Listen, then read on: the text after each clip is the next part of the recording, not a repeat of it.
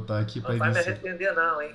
Não, ao contrário. A gente desperta uma responsabilidade muito grande. Mas vamos lá. Essa mesma página, ela está presente no livro Reformador, né? No livro da Esperança, ok? Com alterações, e no Candário de Luz. Mas sem alteração é o texto que está abaixo, que é o original da revista Reformador de 1963, página 67, quem quiser consultar, né? Então vamos ao título, Seara Espírita. Agora o versículo que trata desse título, né?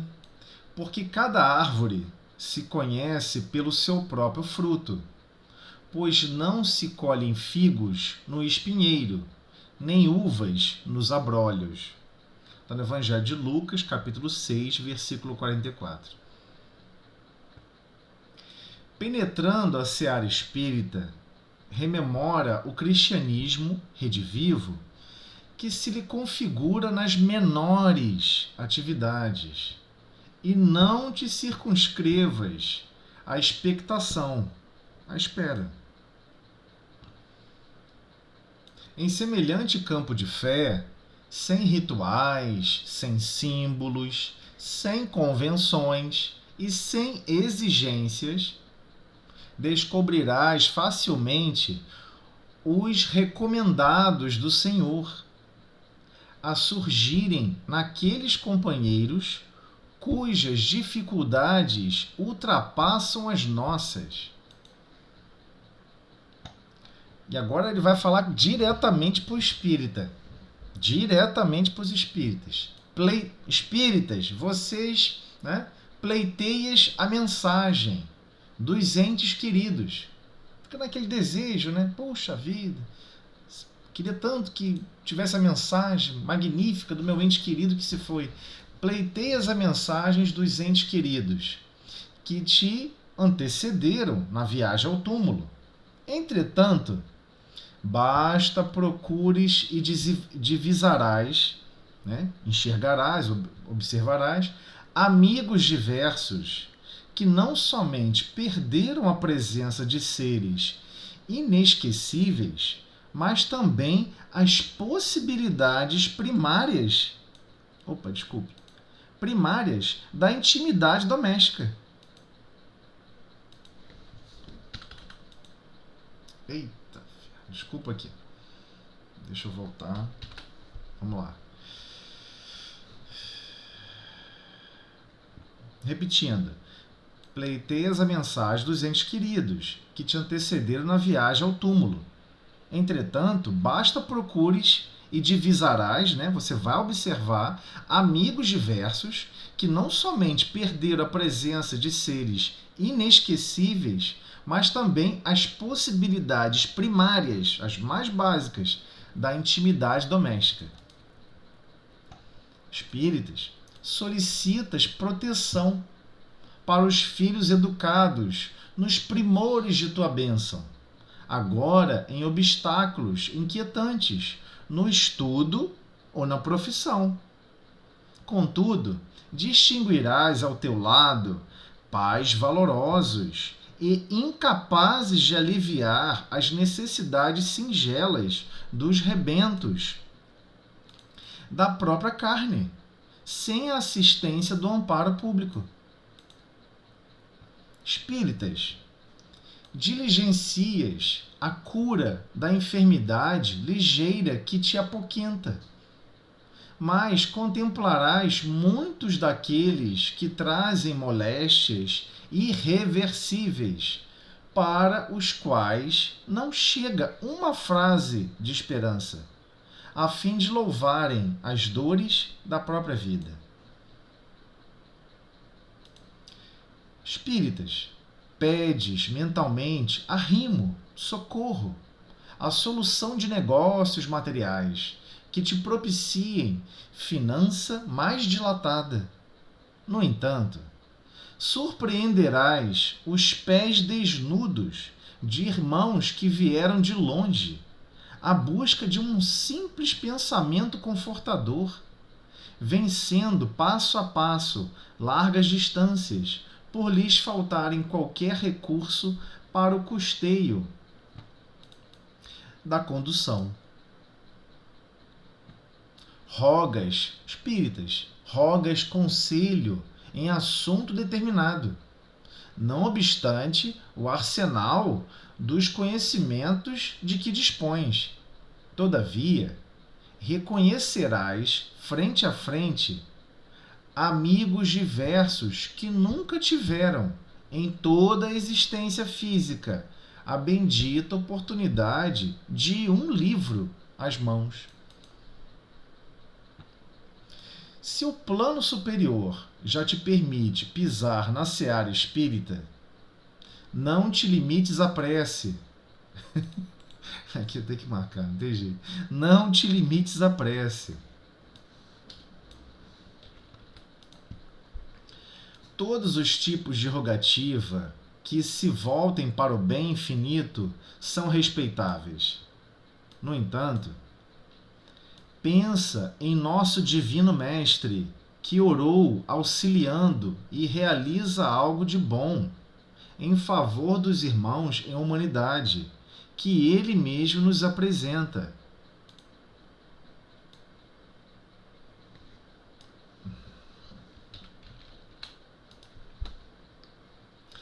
Espiritismo é cristianismo. E cristianismo quer dizer Cristo em nós. Algo que a gente não percebe aqui. Cristo em nós. Para estender o reino de Deus e servir em seu nome.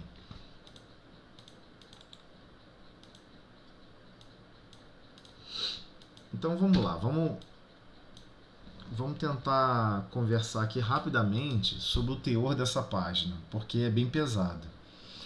Por quê? A maioria das vezes, quando a gente chega à casa espírita, a gente chega com o nosso psiquismo e a nossa consciência basicamente atrelada a antigas religiões e antigos preceitos e antigos conceitos em essência. E que antigos conceitos são esses em essência? Eles são bem simples. Eles são muito simples. Qual era a lógica empenhada e apresentada durante séculos para todos nós? Que você tem que buscar se religar a Deus para que você seja mais feliz. Que você deve se religar a Deus para obter bênçãos. Que você deve se ligar a Deus para receber auxílio. Que você deve se ligar a Deus para receber. É estranho. Parece que o disco está arranhado. O disco da vida, no quesito, o que nós estamos fazendo conosco mesmo, parece que está meio arranhado o disco. O disco só quer ouvir e só fala da palavra receber.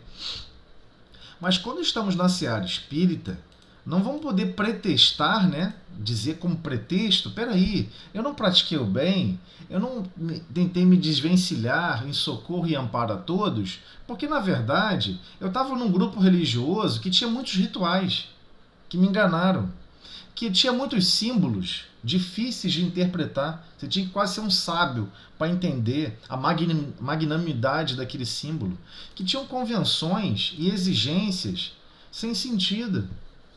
Na verdade, o espiritismo não tem nada disso.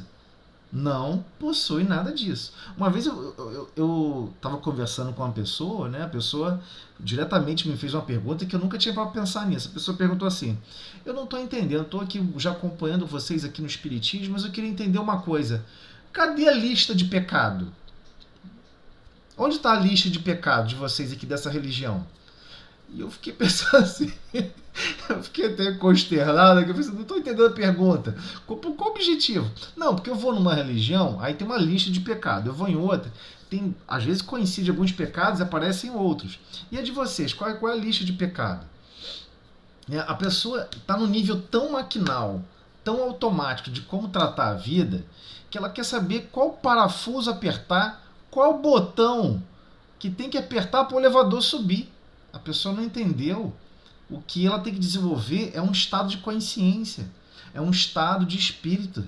Ela tem que vibrar de forma diferente e agir de forma diferente. É muito mais profundo do que simplesmente ações externas. Então é muito estranho todos perceberem quando entram na doutrina espírita, a primeira coisa que todo mundo sente é: uau, que liberdade, que coisa magnífica. Não tem nenhum ritual que eu tenho que fazer, não tem nenhum símbolo. E realmente não tem nenhum símbolo. Tirando a parreirinha lá que foi solicitada no Livro dos Espíritos, né? Os espíritos desencarnados pediram a Kardec: olha, coloca a parreirinha de uva, que assim, só quem viveu a cultura, né, de plantar uva entendeu o símbolo. Mas também não é necessário usar esse símbolo, dá para aprender e compreender, né? O símbolo estava ligado à reencarnação, que é algo natural, porque o princípio genético da uva reencarna. Então, sem convenções, sem exigências, descobrirás facilmente os recomendados. Olha que frase difícil, Emmanuel também não alivia. Emmanuel não aliviou aqui, hein? Descobrirás facilmente os recomendados do Senhor. Os recomendados do Senhor, a surgirem naqueles companheiros cujas dificuldades ultrapassam as nossas. Jesus, o que ele está dizendo com isso? O que ele está querendo dizer com isso? Olha, vocês vão descobrir logo logo onde é o campo de trabalho de serviço. O campo de trabalho de serviço é vocês atuarem no próximo, no mundo interior do próximo. Não tem essa questão de expectação, não. Para de ficar na espera. Tá esperando o quê? Você já sabe que tem que ser benevolente, já sabe que tem que ser tolerante, já sabe que tem que perdoar. Só o primeiro benevolente é um trabalho hercúleo. É um trabalho gigantesco, porque a gente não sabe fazer o bem. Mas ele está dizendo, vocês vão perceber onde vocês devem atuar. Não precisa ninguém dizer, não precisa estar com Jesus do lado. Vá lá, servo, faça isso. Vá lá, servo, faça aquilo. Não será necessário. A surgirem naqueles companheiros cujas dificuldades ultrapassam as nossas. Se você está vendo que tem alguém com mais dificuldade que você, já se apresentou o terreno de trabalho. Eis o problema. E por vezes nós buscamos assim, vários espíritas pleiteiam, buscam às vezes mentalmente, não tem coragem de falar, mas chega na reunião mediúnica, chega na reunião de desobsessão, seja o que for, fica com aquela coisa na cabeça: poxa, eu queria tanto falar com fulano, queria tanto que Beltrano se manifestasse, né? Fica pleiteando, pô, por favor, vem uma mensagem desse meu ente querido, que te antecedeu na viagem ao túmulo, ou seja, já desencarnou. Entretanto, ali deixa: basta que procures e divisarás amigos diversos, que não somente perderam a presença de seres inesquecíveis, mas também as possibilidades primárias da intimidade doméstica. O que ele está falando? Seja uma fonte de carinho, de amizade, de socorro, de amparo para essas pessoas. A pessoa, quando perde o pai, a mãe, tem pessoas que às vezes perdem todo mundo de uma vez só num acidente de carro. Ué, você tem que visitar a pessoa, você tem que se colocar à disposição. Ah, mas a pessoa não pediu uma ajuda nenhuma. Mas às vezes ela só precisa da sua presença por alguns minutos. Você não pode doar um pouco dos seus minutos da sua vida? Será que seus minutos só estão assim tão mais importantes do que de todo mundo? Então ele está mostrando: olha, vocês estão pedindo isso, né? Para ter a mensagem de entes queridos, mas você consegue ser carinhoso e querido de alguém? Porque o convite é esse: aquele que está mais entristecido, mais sozinho, que você tire aquela pessoa da solidão. Você consegue fazer isso?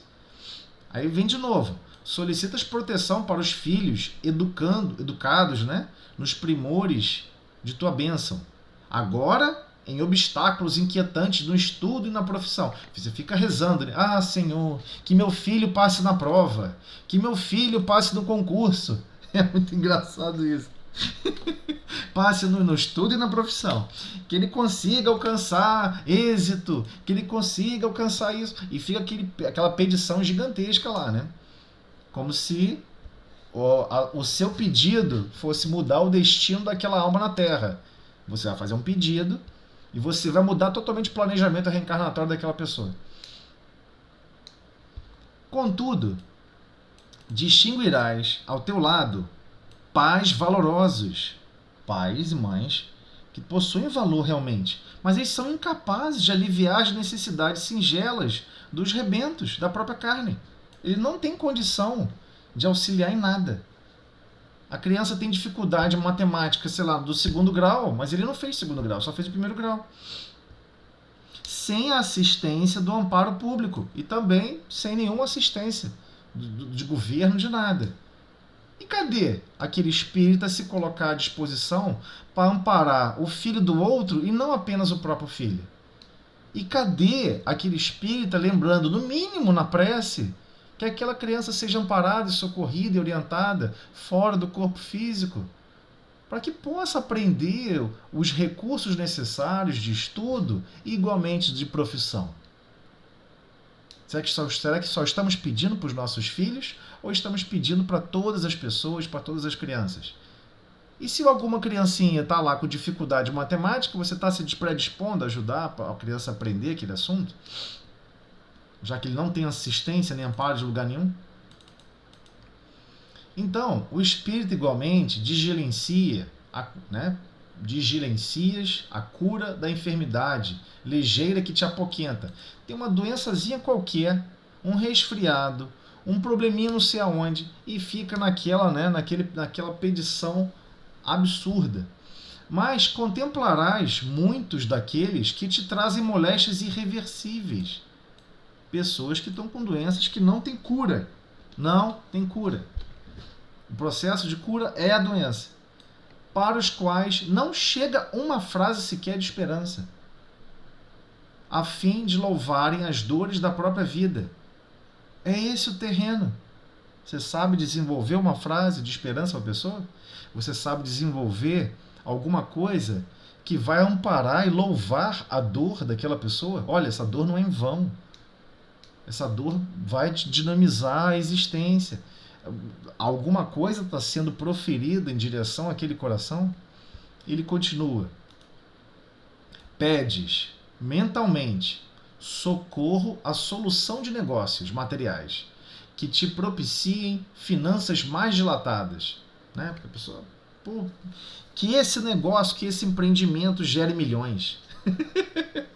Ele está dizendo claramente que os espíritas fazem isso na casa espírita. Não sou eu que estou falando, não. É Emmanuel. É Emmanuel que está falando. Que as pessoas trazem esse mesmo hábito de fazer esse peditório na casa espírita, achando que o objetivo divino que ele está buscando ao se aproximar da seara espírita, a seara espírita, que o objetivo, na verdade, é para ele ser atendido, como igual a 3 séculos, 5 séculos, 10 séculos atrás. No entanto, surpreenderás os pés desnudos de irmãos que vieram de longe. Quantas casas espíritas, às vezes, vêm pessoas descalças, de longe, para conseguir algum tipo de ajuda, algum tipo de conforto, algum tipo de simples pensamento de transformação do mundo íntimo, vencendo passo a passo largas distâncias, por lhes faltarem qualquer recurso. Não tem recurso, a pessoa não tem recurso nenhum. Para o custeio da condução, às vezes a pessoa não tem condição de pagar pela condução. Vem a pé, vem de bicicleta, não tem condição. Esse é o terreno de trabalho. Esse é o terreno de trabalho. Não você ser beneficiado. Se você está pedindo por você, tem alguma coisa estranha. Tem alguém mais necessitado do seu lado e você não está percebendo. E ele continua. Rogas conselho em assunto determinado. Não obstante o arsenal dos conhecimentos de que dispõe. Mas a pessoa é um exímio conhecedor da doutrina. É um exímio conhecedor de técnicas, de possibilidades, de lógicas, de princípios. Todavia, reconhecerás frente a frente amigos diversos, que nunca tiveram, de novo, amigos diversos, que nunca tiveram em toda a existência física,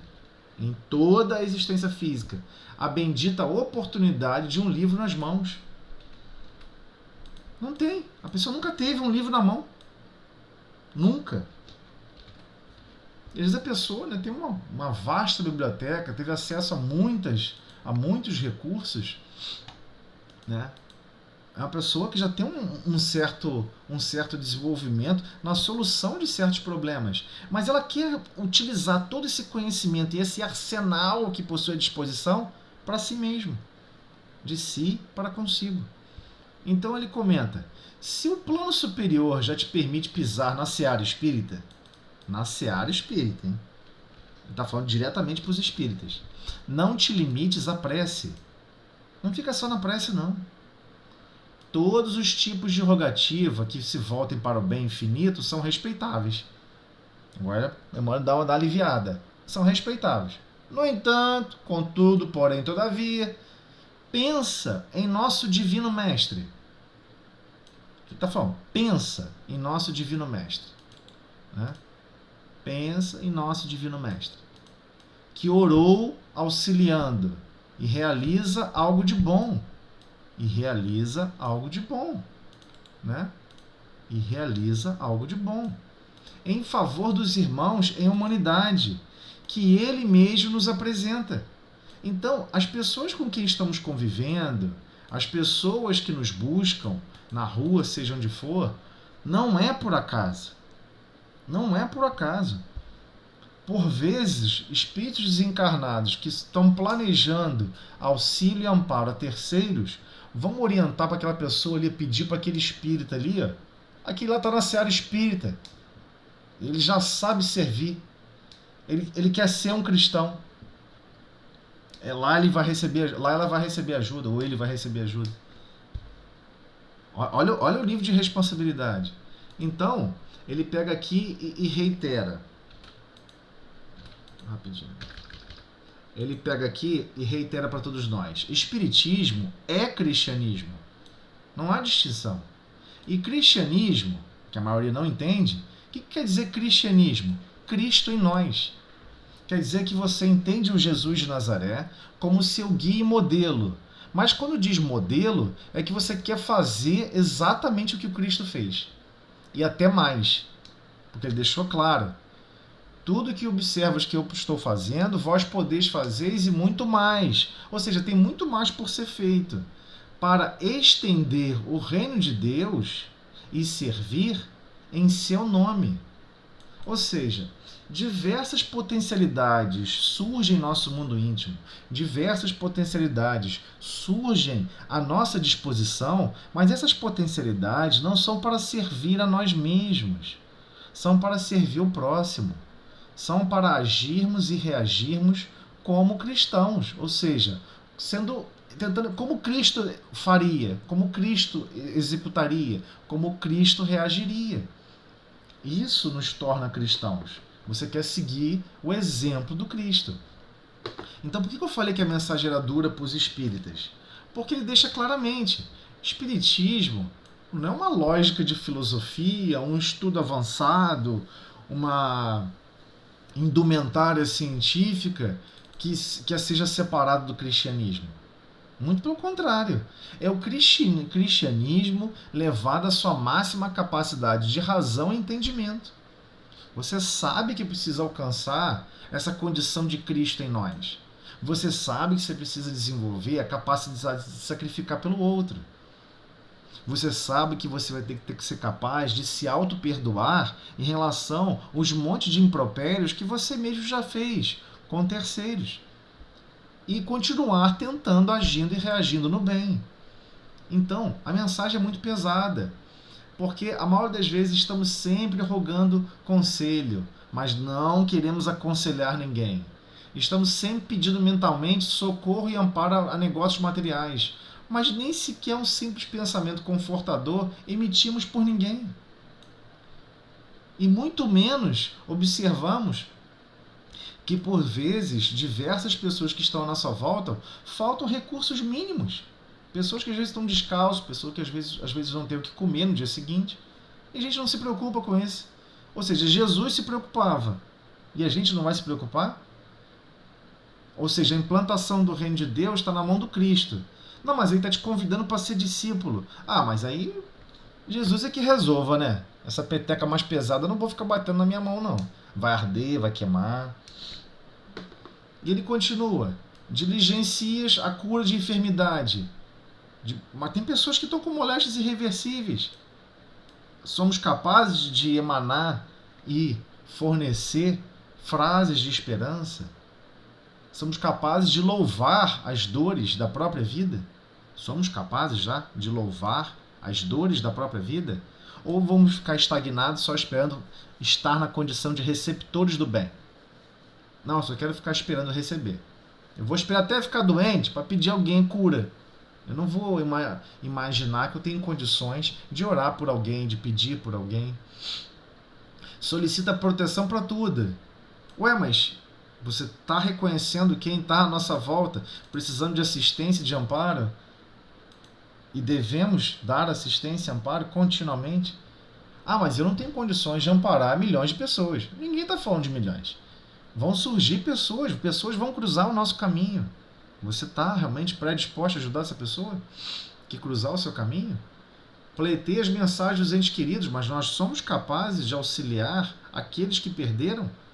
Às vezes a pessoa está precisando, sabe de quê? Que você entre na casa dela e faça um prato de comida. A pessoa está num nível de tristeza profundo por ter perdido ali, né, uma maior intimidade doméstica. Você é capaz de ser realmente amigo? Jesus deixou claro, já não vos chamo mais de servos, porque o servo não sabe o que faz o seu senhor. Vos chamo de amigos, porque é o maior título que você pode dar para outro espírito. Maior do que pai e mãe. Maior do que pai e mãe. Jesus deixou isso bem claro. O título de amigo é maior do que pai e de mãe. Porque, acima de tudo, você deve manifestar o sentimento de amigo para um pai e para uma mãe.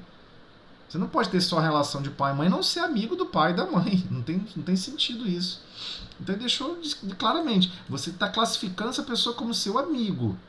E na hora que ele perde um ente querido, você não pode auxiliar a pessoa em nada? Às vezes a pessoa não quer ouvir nada. Ou você vai lá, faz um macarrão, frita um peixe. Vamos sentar aqui junto, vamos comer. É presença. Às vezes é só presença. Vamos fazer uma prece, agradecer os vermes e os micro-organismos que estão no nosso intestino.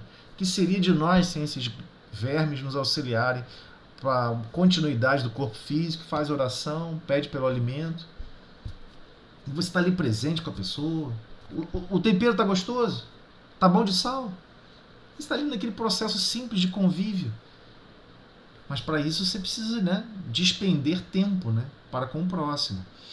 Então, claro, se a pessoa permitir isso, né, não vamos também sair invadindo a casa das pessoas. Então, ele deixa bem claro, né, não podemos mais ficar aguardando. Não te circunscrevas à expectação. O espírita não pode mais. Senão ele vai desencarnar e fica muito mal fora do corpo físico. Temos notícias de diversas pessoas que desencarnam mal, mas muito mal. Por quê? Porque tiveram contato com a maior fonte de conhecimento e de transformação para a alma. E não quis fazer nada.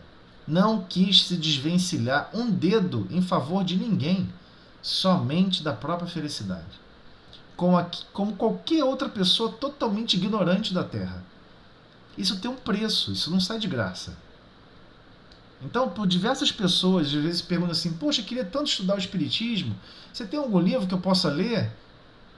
Eu pego e falo, eu entrego a mão, às vezes, o livro do Espírito na mão da pessoa e seguro, não solto. Você tem certeza que você quer ler? A pessoa me dá o livro. Não. Eu seguro o livro. Você tem certeza que você quer ler? Que você quer entrar na seara espírita? Não tem volta. Não, o que você quer dizer com isso? Não tem como te explicar agora. Mas no final você vai entender. Não tem volta. É um nível de compromisso que não tem volta.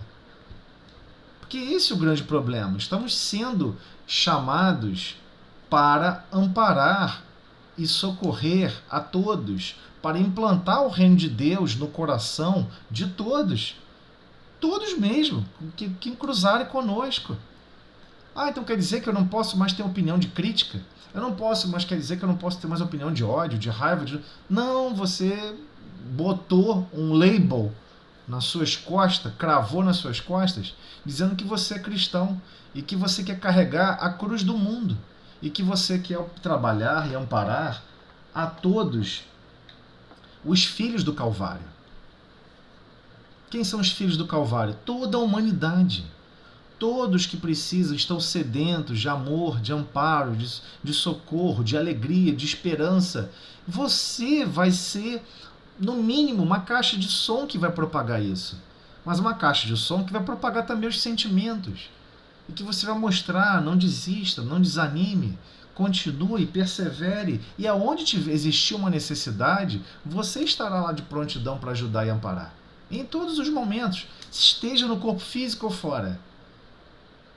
Então, a página é pesada por isso, porque a seara espírita é algo que não tem volta. Não tem volta. Não tem como a gente chegar depois e falar: olha, sabe que eu estava estudando esse versículo, eu tinha uma visão, um pensamento sobre isso. Não tem mais pensamento torto. Emmanuel deixa claro. Porque cada árvore se conhece pelo seu próprio fruto. Que fruto você está gerando? Que fruto cada um de nós estamos gerando? Igualmente, não se colhe figos nos espinheiros, nem uvas nos abrolhos, mas pouco importa. Para que seja possível plantar uvas, tem que fazer todo um preparo da terra. E Jesus está fornecendo todos os recursos para que todo o mundo íntimo de cada um, para que o mundo íntimo de cada um, ressequido, praticamente um deserto de sentimentos, de zelo e carinho pelo próximo, se modifique. Então cabe a nós, já conhecendo essa orientação e, acima de tudo, reconhecendo essas necessidades, nos desvencilhemos para o próximo. Mas não podemos parar só na prece. Temos que amparar ao máximo uns aos outros. Não vamos substituir as obrigações de cada um, de forma alguma. Não podemos substituir a necessidade de trabalho do outro. Não podemos substituir a necessidade de aprendizado para o outro. Mas isso não quer dizer que não podemos ser amigos uns dos outros e amparar em suas necessidades. Em cada necessidade. Né? Então, por isso que é tão complicada essa página. A página é muito pesada nesse sentido. Porque estamos falando do cristianismo redivivo. Por que redivivo? Porque ele estava morto. O cristianismo se tornou palavra morta. As pessoas professam, leem os versículos, mas aqueles versículos não afetam o mundo íntimo da pessoa. A pessoa não tem mais habilidade no campo. Ela não sabe o que é abrolho, ela não sabe o que é espinheiro, muito menos viu um figo, muito menos plantou ou colheu um cacho de uva. Então, sequer está até distante a lógica do versículo, a lógica, o símbolo que o versículo traz. Mas o símbolo é claro: cada árvore se conhece pelo próprio fruto. O que você está frutificando? Então esse é o problema. Eu escrevi um livro. Eu estou fazendo meu trabalho no trabalho. Então, mas aí você vai estar vivendo exatamente como uma pessoa que é ateu. Uma pessoa que não acredita nem sequer em Deus. Você vive exatamente como uma pessoa que não acredita em Deus. Uma pessoa que não acredita em Cristo. Aí você vive exatamente a vida igual a pessoa que não acredita em Cristo. Então a gente tem que despertar para isso. O que eu estou fazendo que deveria ser diferente de quem é ateu, por exemplo? O que eu estou fazendo que deveria ser diferente de quem não acredita em Jesus e quem não entendeu a lógica e a missão do Cristo? Porque seara é trabalho. Seara é trabalho. Então, aonde o espírito tem que estar trabalhando? No mundo interior do próximo. Auxiliando o mundo interior do próximo. O próximo está prostrado, está desanimado, está com os joelhos cansados e sobrecarregados de tantas mágoas e desilusões. É nesse campo de trabalho que é a seara do espírita. Então, essa página é muito difícil de compreender, porque a maioria das vezes, isso está no nosso psiquismo, tá? No nosso subconsciente. No nosso subconsciente, buscar religião é ir buscar ajuda. Para quem? Para si mesmo. Se sobrar um pouquinho de ajuda para o próximo, tudo bem.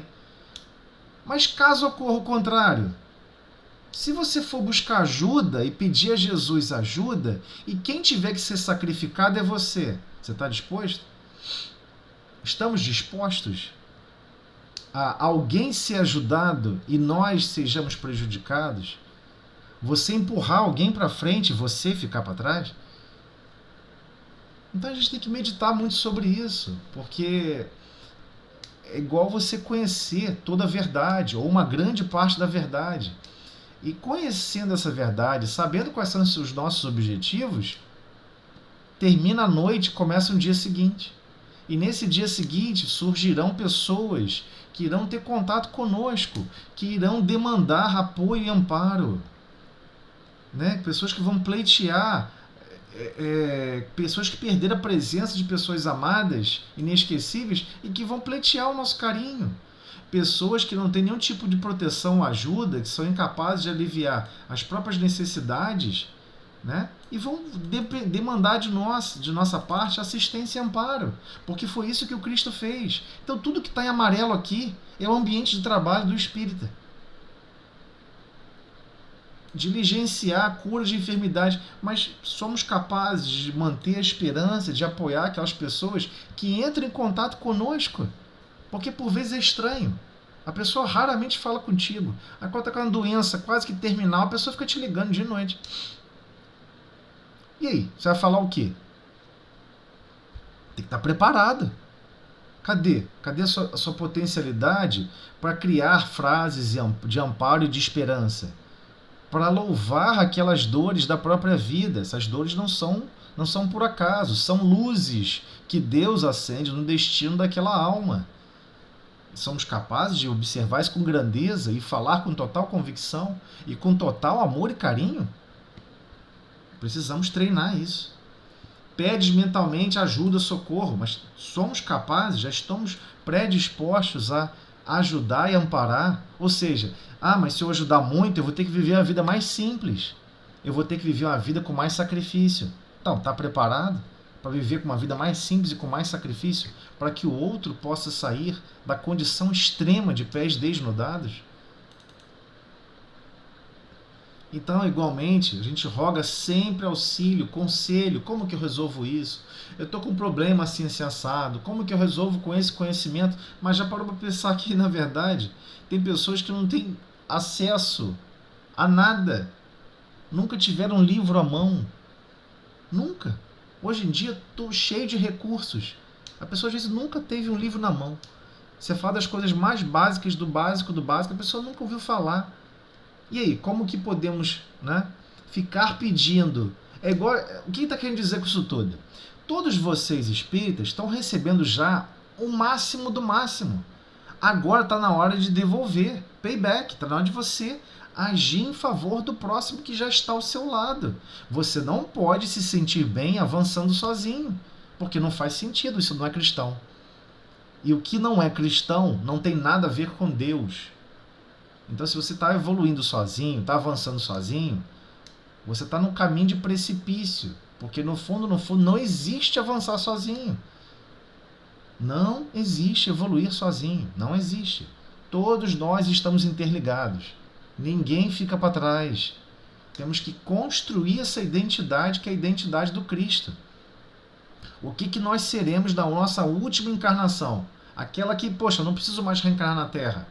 Espírito bem-aventurado. Espírito bem-aventurado. Você não se torna espírito puro, não. É espírito bem-aventurado. Existem outras estações de crescimento e de aprendizado. Em outros planetas até. Mas lá não são espíritos puros, espíritos de luz, não. Estão em processo ainda de crescimento e engrandecimento da capacidade de amar. Engrandecimento da capacidade de servir. Mas já não tem dúvida que o objetivo é servir. Que o objetivo é amparar. Que o objetivo é socorrer, que o objetivo é seguir e executar as vontades do Pai. Não existe aquele duelo no mundo interior. Mas é a minha vontade. A sua vontade é descobrir a vontade do Pai e executá-la ao melhor possível. Então estamos aqui na Terra distraídos, totalmente distraídos, sem perceber que tem diversas pessoas que nos cercam que não conseguem nenhum tipo de conselho e apoio em assunto nenhum. Não conseguem ajuda e socorro em nada. Não conseguem sequer nenhum tipo de frase de esperança, nenhum tipo de apoio a qualquer tipo de dor. Então, o ambiente de trabalho, O local da seara já está estabelecido. É o mundo íntimo do próximo. Jesus diversas vezes falou e exemplificou, embora de forma figurada e difícil para os discípulos observarem e compreenderem. O reino de, como é o reino de Deus? O reino de Deus se assemelha. Ele sempre começava falando assim: o reino de Deus se assemelha a uma vinha. E dava um exemplo que eles iam compreender. Eles iam compreender. E compreendiam dentro da capacidade deles, igualmente. Igualmente a nossa. Mas agora, para o espírita, com um processo de lógica, um processo de pensamento racional já bem desenvolvido, bem orquestrado, já ficou claro aonde é o campo de trabalho. O campo de trabalho é o mundo do irmão vizinho, do irmão do próximo, o próximo do mais próximo, especialmente aqueles que estão no mesmo cadinho do lar, diariamente em conjunto. A pessoa tem um pensamento negativo, você tem como criar um pensamento positivo? A pessoa tem uma reclamação, tem como você criar um elogio? Você é capaz de elogiar alguém? Porque elogiar é um combate em relação ao seu próprio orgulho e vaidade. Se a sua vaidade só permite que você elogie você mesmo, então você tem um problema gravíssimo para resolver. Porque surgirá situações de convivência em que nós seremos convidados a exercer um carinho, uma fraternidade com o próximo, mais próximo, e às vezes procede com a palavra, com a simples palavra. Porque a palavra vai ser a sua manifestação do seu pensamento.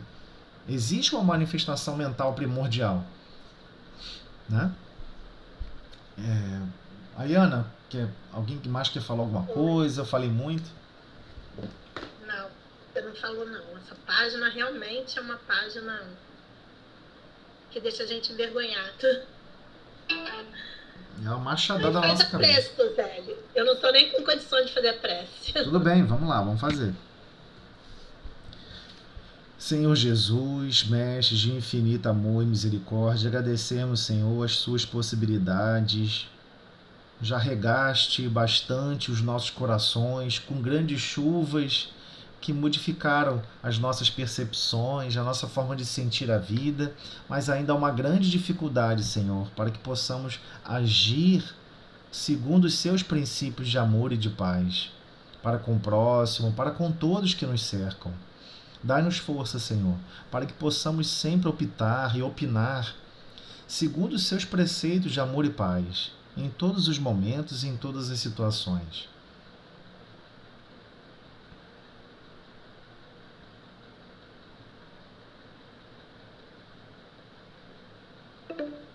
Ana? Oi, com essa prece pedimos permissão, Senhor, para começar o estudo da noite. Muito obrigada. Então, acho melhor a gente abrir outra sala, né? Perfeito, vamos sim. Tá, ok. Então vou abrir outra sala. Retornando aqui ao estudo, desculpa aí que a gente acabou falando demais, mas essa página, eu peço a vocês, essa página inicial, por favor, releiam 10 vezes. Imprime, cola na geladeira, né? Cola no banheiro, você vai no vaso, deixa perto do vaso, lê de novo. O que esse cara quer dizer? O que esse tal de Amanta quer dizer com seara espírita? É realmente muito complicado. Então, temos que... Essa página, seu pai botou no Evangelho? Porque hoje eu não abri do Evangelho. Sim, é do Evangelho todo dia. Tá no Evangelho todo dia. Ah, tá, beleza. Então eu já tenho ela. Hoje eu não peguei o Evangelho. Fui lá no Galileia, mas quando eu cheguei lá, ele já estava no término também. Mas não perca essa oportunidade. Você pode desencarnar amanhã. Amanhã você pode deixar o corpo físico. Eu peguei ela hoje aqui com você. Não, mas eu quero que você desencarne amanhã com essa consciência. Agora entendi, eu tenho que ser um mini Cristo. Não importa se eu estou no corpo físico ou fora do corpo físico. Você tá pegando pesado com a gente. Vocês são espíritas. Eu quero ser uma molécula sendo Cristo, que nem mim dá pra ser. Não importa, ele está aguardando cada um de nós. Ele está esperando cada um de nós. Ele tá pensando assim, vem, eu vou levar você em local que você não quer ir. Eu vou botar para você ter experiências que você não quer ter. Não foi à toa que Jesus falou isso para Pedro. Pedro não tinha entendido. Só depois que ele foi compreender. Só que nós já temos toda essa historiografia. Nós já entendemos isso tudo. Estamos esperando o quê? Né? Então, temos que irradiar no nosso dia a dia melhores sentimentos para com o reino mineral, com o reino vegetal, com o reino hominal principalmente, que é o mundo íntimo do próximo. Não podemos esquecer. Ah, mas eu estou deitado, acamado, eu não tenho o que fazer. Mesmo você deitado, acamado, cego, tetraplégico, sabe o que Deus fez com você? Ele faz com que você respire oxigênio e exale o que? CO2. O que as plantas se alimentam? De CO2. Ele colocou você na engrenagem automática, sem você saber, servindo ao reino vegetal. Mesmo que você não queira fazer nada. Olha, eu não quero fazer nada, não quero nem pensar o bem de ninguém. Ele já colocou você dentro da engrenagem do servir. Só o ato de respirar você está servindo ao reino vegetal. É impressionante, né? Mas vamos lá. Demais. Nós estamos na influência do meio nas comunicações mediúnicas. Isso. Estamos aí, né? O Espírito André Luiz. É o roteiro 3, módulo 4. Então, retornando ao parágrafo... Página, por favor. Sim, vamos lá. Retornando aqui ao parágrafo, nessa edição que eu estou aqui, é a página 247. Na minha, 238, tá? Isso, tem essas duas edições aí. A diferença... Meu livro é igual de Tozeri. 247? 247. Já chega. Então nós Influência do meio nas comunicações mediúnicas? Sim, exato. Então nós conhecemos um pouquinho da mediunidade, né? Da Sinira, que é algo, uma média sonambúlica excepcional. Agora vamos avançando aqui. O espírito André Luiz, eu até marquei aqui para a gente não se perder. O espírito André Luiz, na obra Nos Domínios da Mediunidade, ao tratar de uma reunião de efeitos físicos para socorro a enfermos no plano físico, refere-se ao comportamento negativo de alguns irmãos encarnados, desatentos aos altos objetivos da referida sessão. Aí vem as palavras marcadas por André Luiz. Alguns encarnados, como habitualmente acontece, não tomavam a sério as responsabilidades do assunto e traziam consigo emanações tóxicas, oriundas do abuso de nicotina, carne e aperitivos, além das formas pensamentos menos adequadas à tarefa que o grupo devia realizar. Então, só retornando aqui ao comentário dele aqui, né? Nós já sabemos que, por exemplo, a reunião de desobsessão ou reuniões que são destinadas a um tipo de assistência, não adianta a gente se empanturrar de comida, a gente já sabe o que acontece. O nosso estômago vai demandar de um fluxo sanguíneo muito superior. E na atividade que a gente vai estar executando na mesa mediúnica, a faculdade demanda um fluxo sanguíneo superior no cérebro. Porque toda comunicação espiritual é mental. E a comunicação que nós mesmos que estamos falando, que estamos pensando, ou seja, nós, espíritos, na condição de alma, interligados a um corpo físico, estamos, na verdade, intercambiando o nosso pensamento com essa caixinha cinza, que alguns chamam de cérebro. Mas nós não somos essa caixinha cinza. Nós somos espíritos imortais. Nós estamos utilizando esse uniforme. Então, se o uniforme está sobrecarregado, com processos demandando extrema dificuldade com relação à parte digestiva, com relação ao trato da nicotina, porque a nicotina é uma química que é absorvida rapidamente no sangue, percorre todo o corpo e afeta diretamente o cérebro, ela altera propriedades químicas no cérebro do corpo físico, do instrumento, especificamente do uniforme que nós usamos de trabalho, é óbvio que ele vai afetar o desempenho da nossa consciência em servir adequadamente as tarefas. É nesse sentido que está falando. Mas não se refere só à questão física do ponto de vista da química do organismo. né, da química no sangue, ou igualmente de sobrecarregar o organismo físico. Ele está também igualmente falando das formas pensamentos.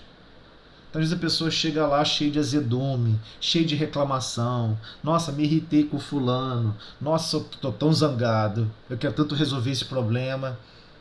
Né? A pessoa não pode ter problemas por resolver. A pessoa só se sente em paz se não existir problemas por resolver. Não podemos mais ficar assim. Porque essas formas de pensamento irão atrapalhar o processo. Você não vai conseguir dinamizar o seu pensamento na sua máxima capacidade, que já é pequena, né? De fraternidade, de amor, de candura, de misericórdia, de compaixão. Você vai estar até, de repente, a sua capacidade de compaixão restringida ou restrita com essas formas de pensamento de raiva, revolta, angústia, mágoa. Então é nesse sentido que está falando. Que essas formas de pensamento menos adequadas à tarefa que o grupo devia, né, realizar. Prosseguindo, reproduz comentário do assistente Aulus. Então, quem não conhece a obra, André Luiz está narrando, né, a obra de André Luiz, chamada Coletânea de André Luiz. Quem não conhece essa coletânea, ele está narrando o que está ocorrendo de comunicação mediúnica e de fenômeno mediúnico. André Luiz desencarnado com o assistente, coordenador Aulus desencarnado. Os dois estão fora do corpo físico. E Aulus vai explicar para ele. Está falando, confabulando diretamente com André Luiz. André Luiz toma nota e, através da psicografia de Chico Xavier, ele relata o que aconteceu. É nesse sentido que está falando aqui, ok? Então, o assistente Aulus está falando diretamente para André Luiz. A posição neuropsíquica dos companheiros encarnados que nos compartilham a tarefa, no momento, não ajuda. Olha isso. A posição neuropsíquica dos companheiros encarnados que... Eu vou até marcar aqui. Que a gente fica achando, nossa, estou indo na reunião, estou ajudando a beça.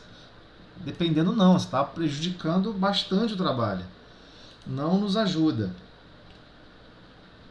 Absorvem-nos os recursos sem retribuição que nos indenize de alguma sorte a despesa de fluidos laboriosamente trabalhados. Então, a pessoa chega quase que passando mal, quase que precisa de uma intervenção física para aquele volume, sei lá, comeu quase um boi e quer ir para a reunião mediúnica. Não tem a menor condição, né? Tem que ser comida leve. Sabemos que não devemos consumir carne vermelha, nenhum tipo de carne no dia. Ah, então quer dizer o quê? Que eu vou ficar sem comer? Melhor ainda, fica sem comer. Você está demonstrando um nível de sacrifício ainda maior. Quanto mais sacrifício pessoal, melhor. É esse o convite para trabalhar no Cristo. Porque temos que entender que as energias que são lá fornecidas são para amparar irmãos desencarnados ou até mesmo encarnados que estão em condições muito piores do que a nossa. Então não podemos ir lá. Tem pessoas que falam assim, eu vou para a reunião mediúnica, eu vou para a reunião de desobsessão, eu vou para a reunião de cura, para eu receber ajuda, né? Eu vou lá pedindo ajuda para mim, para resolver os meus problemas. Não é esse o convite, tá? O convite para trabalhar na seara do Cristo, na seara espírita, nessas reuniões, aqui está citando uma reunião que foi originalmente definida, planejada, para ser uma reunião de assistência de cura, assistência física e psíquica, porque por vezes o trabalho de amparo não termina só no corpo físico, e ele atua especialmente no perispírito da pessoa.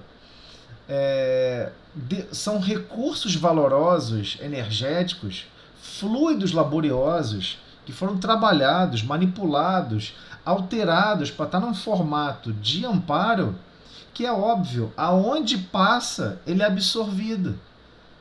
Então a gente basicamente se torna o ralo desses recursos. Nossa, mas eu me senti tão bem, saí da reunião tão bem de cura, me senti tão bem, me senti renovado. Você devia ficar triste.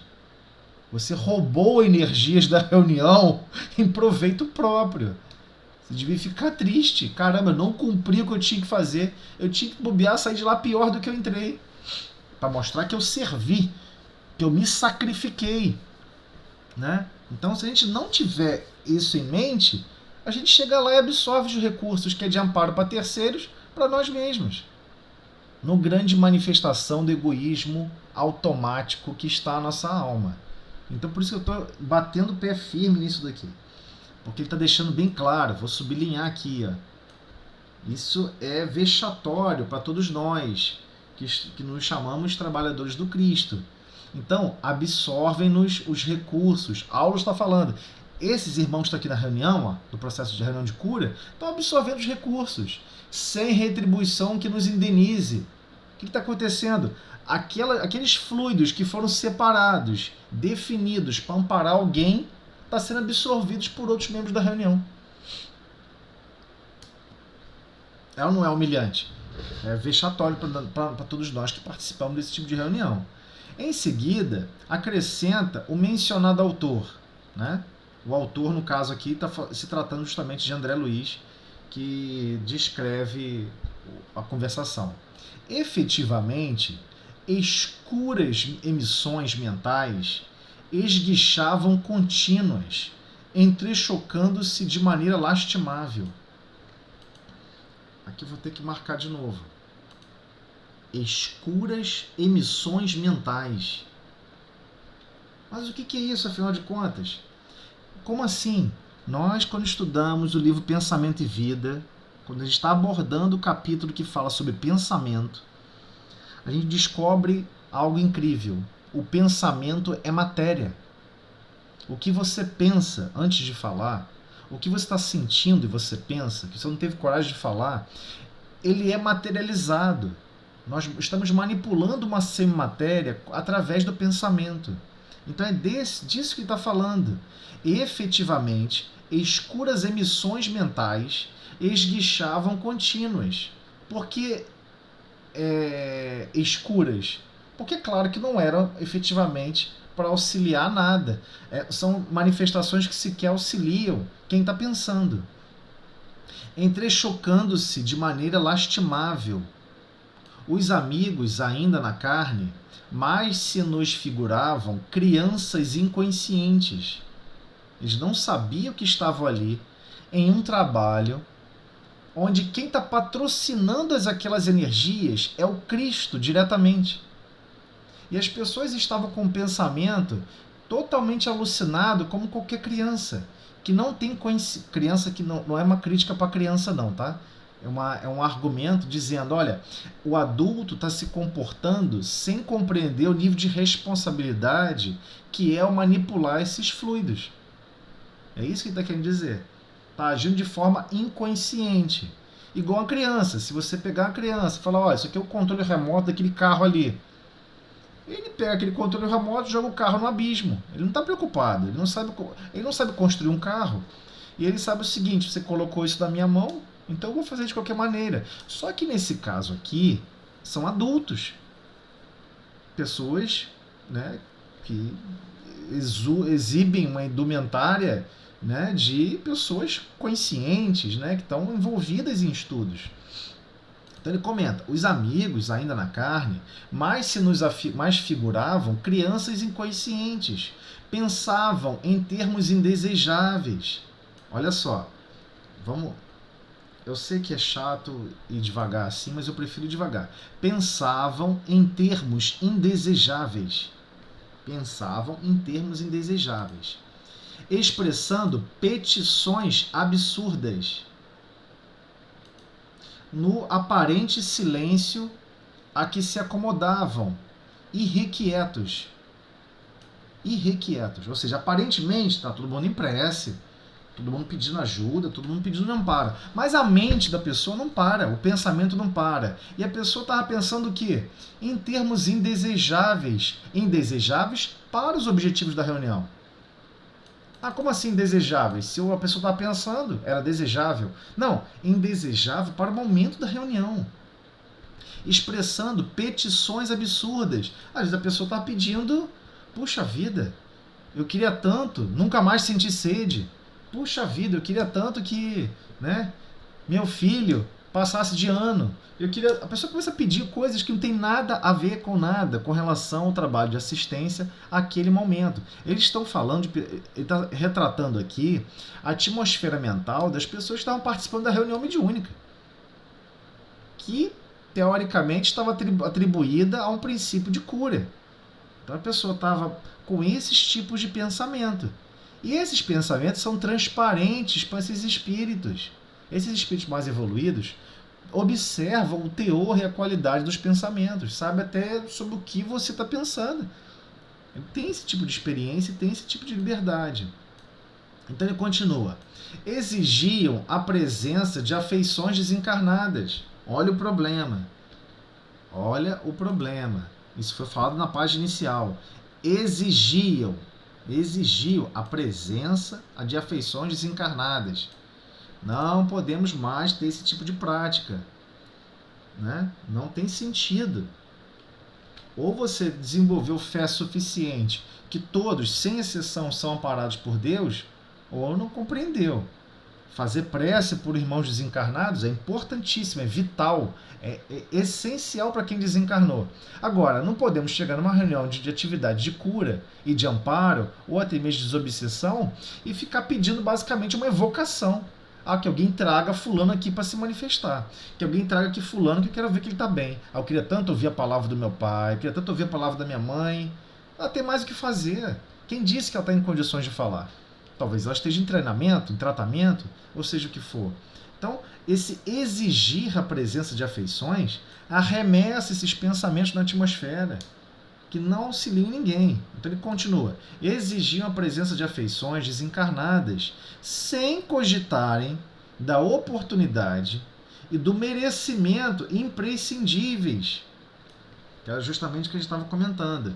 Existe merecimento, né, e oportunidade. Por mais às vezes tenha mérito, às vezes não ocorre a oportunidade de que algo assim se manifeste. Criticavam essa ou aquela particularidade do fenômeno, ou pretendiam a imaginação a problemas aviltantes da experiência vulgar. Então, olha só, ele falou alguns cenários aqui importantes para a gente destacar. Eu sei que eu estou sendo chato, mas eu adoro esse tipo de texto. Criticavam essa ou aquela particularidade do fenômeno. Gente, mas eu não consegui resistir, eu sem querer critiquei mentalmente. Você sem querer criticou mentalmente, você arremessou algumas dezenas de quilos de semimatéria nos outros. Nós somos basicamente um chafariz com a nossa produção mental. Temos que ter equilíbrio na hora da reunião. Não podemos ficar num processo de crítica. A sua opinião não importa. O seu pensamento não importa, ele não é material para desenvolvimento de nada. E se você tentar criar um processo de crítica achando que criticar, eu estou construindo uma situação melhor, não está. Olha só, criticavam essa ou aquela particularidade do fenômeno. Quantas vezes algum irmão desencarnado se comunica e a médium psicofônica ou a situação qualquer adversa da reunião ocorre de uma maneira que alguém acha que está incorrendo contra a tutela da paz e da fraternidade. Quem somos nós para dizer o que é necessário ou não para alguém desencarnado se manifestar? Então precisamos baixar a bola, tipo assim, isso é orgulho demais, isso é vaidade demais do meu mundo íntimo. Eu não posso manifestar aqui. Nessa horinha aqui, nesses minutinhos, eu vou ter que executar um nível de equilíbrio maior que eu possa executar. Então, preciso desligar a grande máquina de crítica, que tudo condena e tudo quer destruir, para construir algo muito melhor. Sempre com um princípio muito valoroso, mas sempre para na destruição, nunca consegue construir nada. Então, a gente precisa perceber isso na hora da mesa mediúnica, na hora da comunicação mediúnica, seja qualquer tipo de reunião. Você está trabalhando para o Cristo. Cuidado, não habilite seus potenciais de crítica. Especialmente alguma particularidade do fenômeno. Cuidado. Anota no seu mundo íntimo para depois estudar sobre o que você achou estranho, mas não critique. Prendiam a imaginação a problemas aviltantes da experiência vulgar. Aqui é o pior de todos. Eu considero esse aqui o pior de todos. Ele está dizendo o seguinte: tinham pessoas da mesa mediúnica, ou daquele grupo, que está naquele trabalho de assistência, que ficavam num processo de crítica. E outros estavam o quê? Com imaginação presa a problemas aviltantes da experiência vulgar. A pessoa estava assim: ai meu Deus, eu tenho que fazer comida mais tarde, meu Deus, eu tenho que... Poxa, eu aposto que deixaram um monte de louça dentro do prato, dentro da pia, que não sei o quê. Ai meu Deus, começou a chover. Vou pegar chuva. Ai meu Deus, vou molhar esse meu sapato, não sei o quê. O pensamento totalmente desregrado. O pensamento totalmente alucinado, como fosse uma cachoeira de impropérios. Gente, quando a gente deixa o pensamento assim, estamos arremessando esse pensamento para todos os lugares. E numa reunião que demanda mais equilíbrio, gente, a gente precisa entender que a gente precisa fazer esse trabalho mental. A gente tem que imaginar o seguinte: eu vou desencarnar daqui a 5 minutos. Eu adoro ter esse pensamento. Adoro ter um pensamento de quase morte. Porque você não se preocupa nada com o dia seguinte. Você não vai se preocupar com que roupa você vai vestir. Você não vai se preocupar se o sapato vai ficar sujo na lama da rua porque choveu. Você não vai ficar preocupado se onde você parou o carro, onde você deixou sua carteira, se alguém vai roubar, porque você não vai usar o dinheiro amanhã. Então, dos princípios que eu gosto de adotar nesse sentido é assim: desliga sua mente, acabou, não tem nada físico. Você vai servir somente com a sua capacidade psíquica, com a sua capacidade mental. Nada do corpo físico e do ambiente físico você deve lembrar, porque nada disso vai te amparar na hora da reunião. Imaginação de problemas vulgares e aviltantes. Problemas aviltantes. Ele foi bem polido, né? Foi bem... né? Aulus foi... No caso aqui foi André Luiz. André Luiz comentando, porque ele percebia o que o irmão estava pensando. Problemas aviltantes. A pessoa estava às vezes manifestando um sentimento de raiva em relação a alguma discussão que teve com alguém, porque sofreu uma incompreensão, sofreu uma injustiça, sofreu alguma coisa. A pessoa está animando aquele sentimento aviltante para os propósitos da reunião. Não podemos ter. Por isso, o trabalho de preparação do médium não é para a reunião mediúnica, é para todos os minutos e todas as horas da semana. Quantas horas possui a semana? Vou bater isso até desencarnar. 24 vezes 7. 168 horas. Aí você acredita que o seu planejamento e treinamento ocorre somente 1 hora de reunião mediúnica? É claro que não. Isso não dá nem 1%. Você tem que estar preparado para vivenciar as outras horas do dia a dia, servindo com sua mente, com seu psiquismo mais equilibrado. Porque vai chegar na hora da reunião, você vai ter que se desligar das preocupações, se desligar dos problemas. Tem pessoas ainda que têm esse hábito de fazer, né, listinha. Minhas tarefas que eu vou fazer essa semana, minhas tarefas que eu vou fazer esse mês. Quem disse que você vai passar dessa noite? Quem disse isso? Aonde você está com essa confiança toda? Da onde você tirou essa certeza absoluta? Porque hoje mesmo, acabou, alguém pode assustar, acabou essa experiência, opa, acabou, não vai ter amanhã. E aí o que você faz fora do corpo físico, no amanhã, sem a ferramenta, sem o uniforme de trabalho?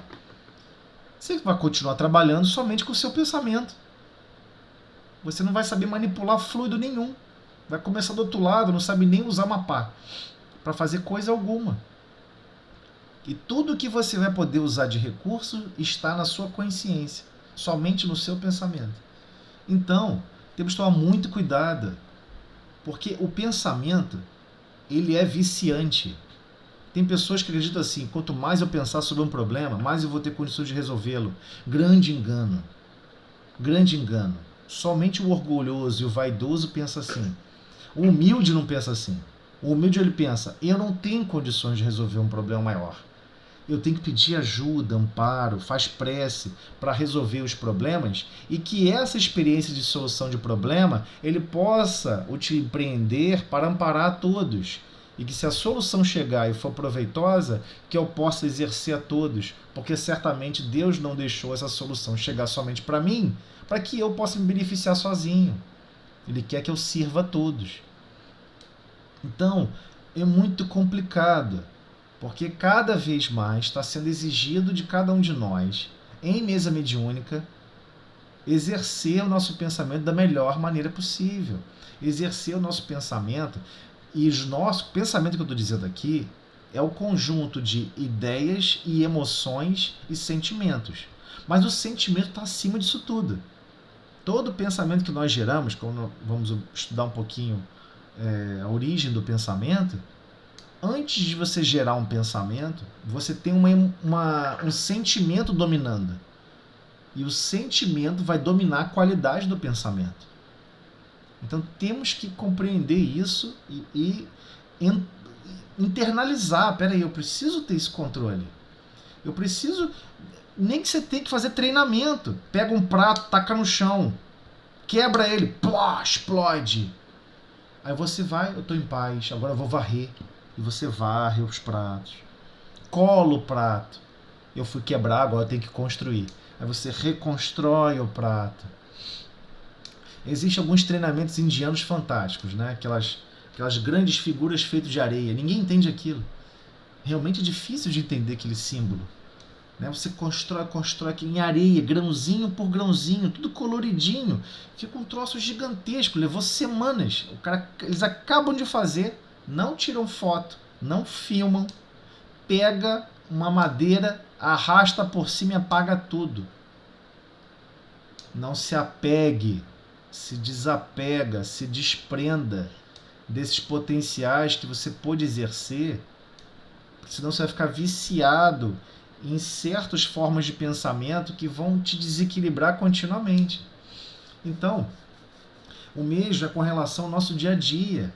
Não podemos achar que o dia a dia da matéria é o dia a dia do espírito. Não podemos achar que o dia a dia da matéria, de necessidades básicas e essenciais, são os maiores problemas da humanidade. Não são.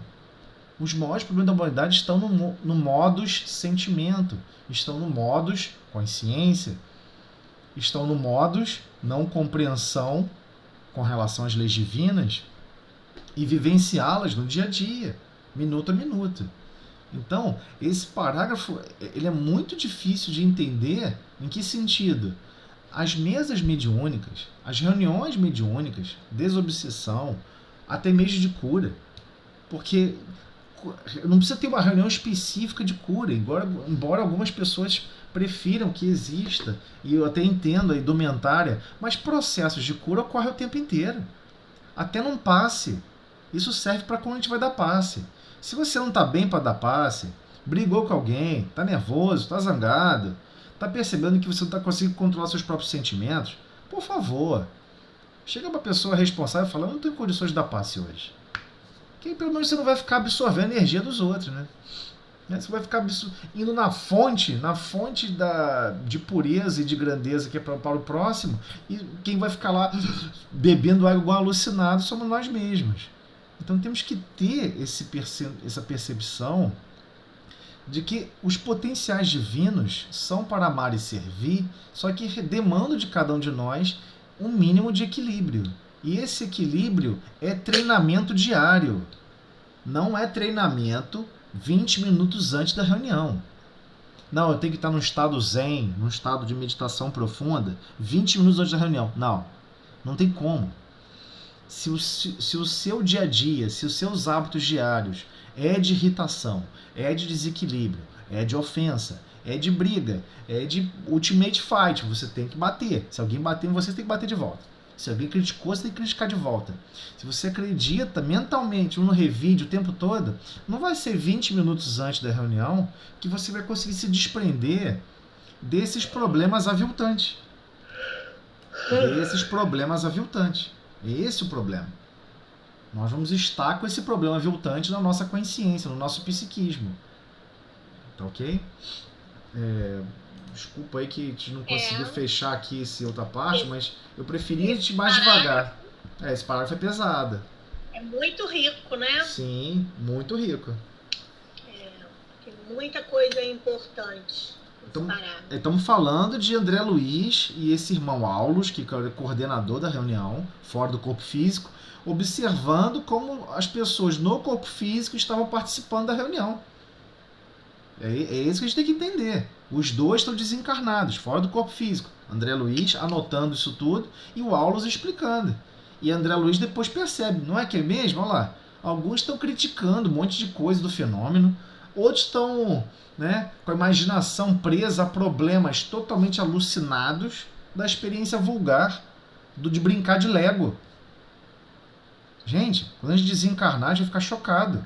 O nosso dia a dia é igual brincar de Lego. É encaixar tijolo não sei aonde, lavar copo, botar no suporte de copo. Poxa, a pessoa, a gente fica nervoso porque o copo quebrou, fica triste porque alguma coisa sujou o chão, porque está ficando pecinha de Lego. Eu não estou falando que a gente não deva cuidar da matéria, não deva ter respeito pelo reino mineral, vegetal. Não é isso. A questão é, você se permite ficar revoltado por um motivo torpe, bobo. Imagina se surgir um motivo realmente mais complexo, né? Então, no grande exercício de manutenção de paz do dia a dia, temos que entender que temos um esforço particular individual, em todos os momentos. Então, quando a gente descobre sobre benevolência, tolerância e perdão, é tolerância e perdão em relação a todas as atividades do dia. Como é que alguma coisa roubou sua paz? Como é que alguma coisa te promoveu o seu desequilíbrio? Ninguém roubou sua paz ou promoveu desequilíbrio. Nós mesmos perdemos a nossa própria paz, o nosso próprio desequilíbrio. Não é terceiros, ou uma janela que bate, ou um cachorro que late esquisito, ou um ruído estranho. Né? Tem pessoas que ficam altamente revoltadas por causa de um ruído, por causa de um barulho. Né? Então temos que compreender que a manutenção da paz e a criação da paz no mundo interior requer desprendimento e aceitação. Tem coisas que o mundo é como é.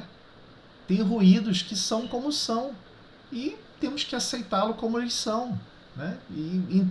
O mais difícil, por isso que eu gosto de falar muito sobre isso. Muitas pessoas falam, eu quero muita paz, muita paz. Olha, para de pedir paz. Porque ciclos depois você perde. Você tem que desenvolver harmonia. Não é paz. A paz vem depois. Você tem que estar em harmonia com pessoas que estão à sua volta, tem que estar em harmonia com pessoas que são, né, contrárias à sua forma de viver, à sua forma de sentir. Né? Temos que buscar harmonia primeiro, porque quando nos harmonizamos uns com os outros, entendendo nossa posição e nossa missão aqui na Terra, a nossa missão de estarmos servindo ao mundo interior do próximo, aí sim vamos observar onde existe paz. Né? Senão daqui a pouco a gente só consegue, só consigo paz se eu for para um lugar no meio da mata, no meio de uma cachoeira. Aí você chega lá, você começa a reclamar dos passarinhos. Nossa, passarinho não para de cantar, cara. Eu quero paz. Aí daqui a pouco você escuta o barulho da cachoeira. Nossa, essa cachoeira não desliga o som não? Vai ficar esse barulho constante? Eu tô falando de pessoas que já falaram isso pra mim. E eu ficava assim, meu Deus do céu, cara, o que tá vindo com essa pessoa? Como é que a pessoa pode estar num nível tão revoltado? Olha o barulho do passarinho, é uma canção de amor, de regozijo, de estar em contato com a natureza de Deus. Olha o barulho da água escoando. A água é o maior símbolo da presença divina. Está nos céus, como dentro de cada um de nós. E Jesus é o que traz a grande nuvem, cheio de água, cheio de partículas divinas, para o nosso mundo íntimo. E faz chover dentro de nós. Então, temos que estar em harmonia com tudo. É esse o treinamento. E isso promove paz. Então, antes de pedir a paz, pede harmonia.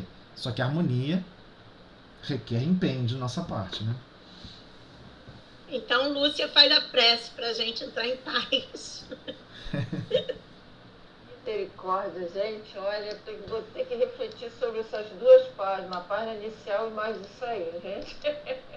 É fácil, não. Muita coisa, né? É muita coisa. Olha, quando você fala, eu me vejo na mesa mediúnica. Eu pensando, aí quando eu estou na mesa mediúnica, pensando nas coisas que você fala, assim, sabia? Então, mas a gente deveria ir para a mesa mediúnica. A gente deveria ir para a mesa mediúnica pensando assim, acabei de desencarnar. Eu desencarnei há 10 segundos atrás. Eu acabei de desencarnar 10 segundos atrás. Eu não tenho compromisso amanhã, eu não tenho agenda, eu não tenho que fazer manutenção de nada fisicamente, agora eu só tenho que obrar psiquicamente. É isso que a gente deveria estar focado. Né? Que é um exercício difícil para todos nós. Não, eu tô com vergonha desde a página inicial, né? Então, mas não tem problema nenhum. Mas que essa vergonha sirva para nos renovar. Não para nos afastar do trabalho, né? Não, eu não tô na mesa mais não, mas eu tô lembrando da escola dessa dica. Não, é porque a gente, como o Tozelli falou que nós somos um Cristo menor, né? Então eu tô envergonhada que eu devo estar no tamanho de um grão de areia, até menor. Mas vai, Lúcia, faz a nossa prece. Senhor Jesus, nosso Mestre, agradecemos, Senhor, por mais esse dia, por mais esse estudo, Senhor, que tanto nos esclarece. Que possamos pôr em prática, Senhor, tudo isso que aprendemos. Olhar melhor para o nosso próximo, tentar fazer o melhor. Não só os de casa, mas os da rua, os que estão à nossa volta. E agradecemos por mais essa oportunidade, por mais esse estudo.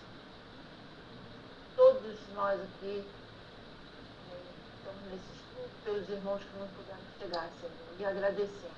Obrigada, Jesus. Essa prece, pedimos permissão para terminar o estudo da noite. Muito obrigada, Senhor. Tozelli. Sim. Tozelli.